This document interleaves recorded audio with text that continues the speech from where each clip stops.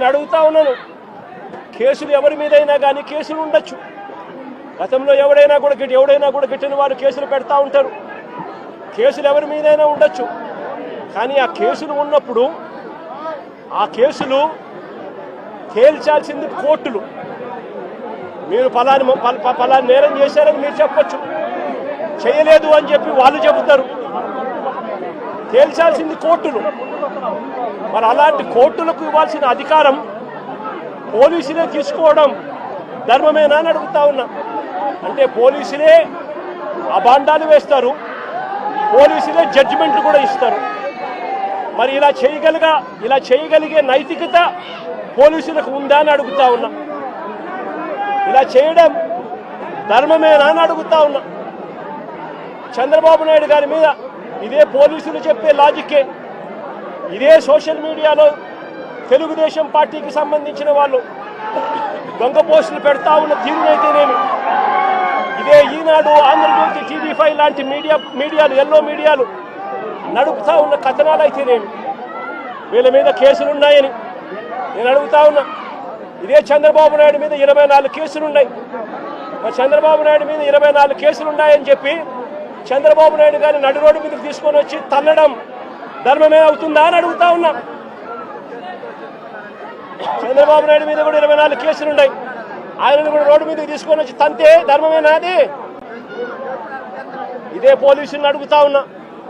కేసులు ఉన్నాయి కదా అని చెప్పి, పాత కేసులు ఏదో ఉన్నాయని చెప్పి నువ్వు చేసిన పనికి జస్టిఫైబుల్ కారణం కాదది. కేసులు ఉంటే ఆ కేసులు తేల్చాల్సింది కోర్టులు. మీరు ఆరోపణ చేస్తారు, అది న్యాయం కాదు అని చెప్పి వాళ్ళ అవతల కోర్టుల్లో ఆర్గ్యూ చేస్తారు. జడ్జి కేసు వింటాడు, జడ్జి తీర్పునిస్తాడు.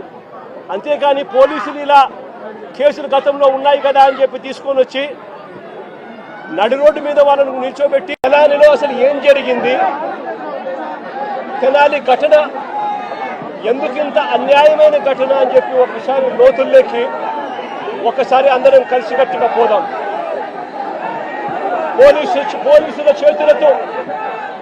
పోలీసుల చేతిలో దెబ్బలు తిన్నవారు రాకేష్ అనే పిల్లోడు, దోమా రాకేష్ అనే పిల్లాడు, ఇంకొక పిల్లోడు షేబ్రోలు జాన్ విక్టర్ అనే పిల్లోడు, ఇంకొక పిల్లోడు కరీముల్లా అని.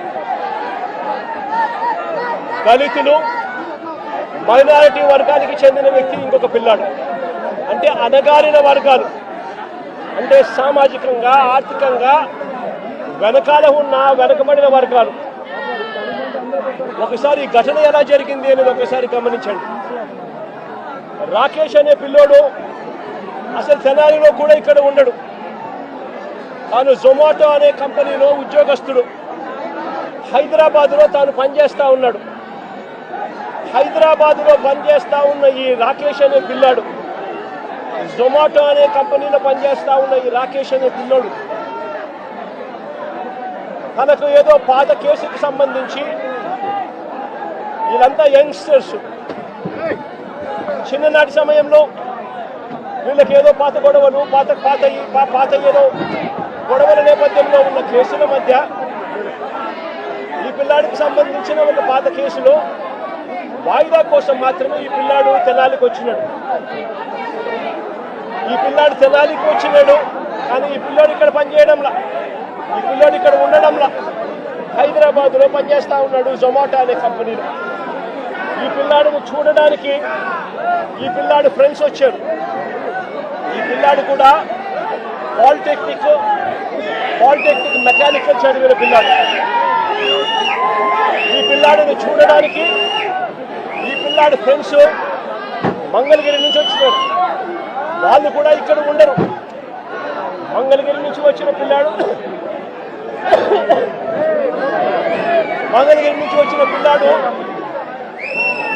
విక్టర్ అనే పిల్లాడు.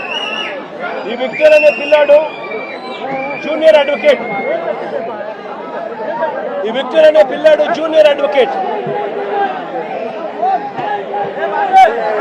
ఈ జాన్ విక్టర్ అనే పిల్లాడు జూనియర్ అడ్వకేట్. ఈ పిల్లాడు బార్ కౌన్సిల్లో రిజిస్టర్ అయిన సర్టిఫికేట్. జూనియర్ అడ్వకేట్ గా ప్రాక్టీస్ చేస్తా ఉన్న ఈ పిల్లాడు చూడడానికి ఈ పిల్లాడు వచ్చాడు. ఈ పిల్లాడితో పాటు మంగళగిరి నుంచి కరీముల్లా అనే పిల్లాడు, ఇంకొక యంగ్స్టర్ 21 సంవత్సరాలు. ఆ పిల్లాడికి ఇంకొక యంగ్స్టర్ అక్కడికి తాను కూడా స్థలాల్లో ఉండడు, తాను కూడా మంగళగిరిలో ఉంటాడు. ఈ Babulal otherwise known as Karimullah ఒక మెకానిక్ పిల్లాడు. ఈ పిల్లాడు కూడా ఫ్రెండ్ కాబట్టి తాను చూడడానికి వచ్చాడు. వీళ్ళు ముగ్గురు స్నేహపూరితంగా కలవడానికి వస్తే ఇక్కడ వీళ్ళు వచ్చే టయానికి ఇదే ఐతానగర్లో అంబేద్కర్ విగ్రహం వద్ద నేను అడుగుతా ఉన్నాను, కేసులు ఎవరి మీదైనా కానీ కేసులు ఉండొచ్చు. గతంలో ఎవడైనా కూడా గిట్టిన వారు కేసులు పెడతా ఉంటారు. కేసులు ఎవరి మీదైనా ఉండొచ్చు. కానీ ఆ కేసులు ఉన్నప్పుడు ఆ కేసులు తేల్చాల్సింది కోర్టులు. మీరు పలాని నేరం చేశారని మీరు చెప్పొచ్చు, చేయలేదు అని చెప్పి వాళ్ళు చెబుతారు. తేల్చాల్సింది కోర్టులు. మరి అలాంటి కోర్టులకు ఇవ్వాల్సిన అధికారం పోలీసులే తీసుకోవడం ధర్మమేనా అని అడుగుతా ఉన్నా. అంటే పోలీసులే అబాండాలు వేస్తారు, పోలీసులే జడ్జిమెంట్లు కూడా ఇస్తారు. మరి ఇలా చేయగలిగే నైతికత పోలీసులకు ఉందా అని అడుగుతా ఉన్నా. ఇలా చేయడం ధర్మమేనా అని అడుగుతా ఉన్నా. చంద్రబాబు నాయుడు గారి మీద ఇదే పోలీసులు చెప్పే లాజిక్కే, ఇదే సోషల్ మీడియాలో తెలుగుదేశం పార్టీకి సంబంధించిన వాళ్ళు దొంగ పోస్టులు పెడతా ఉన్న తీరునైతేనేమి, ఇదే ఈనాడు, ఆంధ్రజ్యోతి, TV5 లాంటి మీడియాలు ఎల్లో మీడియాలు నడుపుతా ఉన్న కథనాలు అయితేనేమి, వీళ్ళ మీద కేసులున్నాయని నేను అడుగుతా ఉన్నా. ఇదే చంద్రబాబు నాయుడు మీద 24 కేసులున్నాయి. మరి చంద్రబాబు నాయుడు మీద 24 కేసులున్నాయని చెప్పి చంద్రబాబు నాయుడు గారిని నడి రోడ్డు మీదకి తీసుకొని వచ్చి తల్లడం ధర్మమే అవుతుందా అని అడుగుతా ఉన్నా. చంద్రబాబు నాయుడు మీద కూడా 24 కేసులున్నాయి. ఆయనను కూడా రోడ్డు మీదకి తీసుకొని వచ్చి తంతే ధర్మమేనా అది?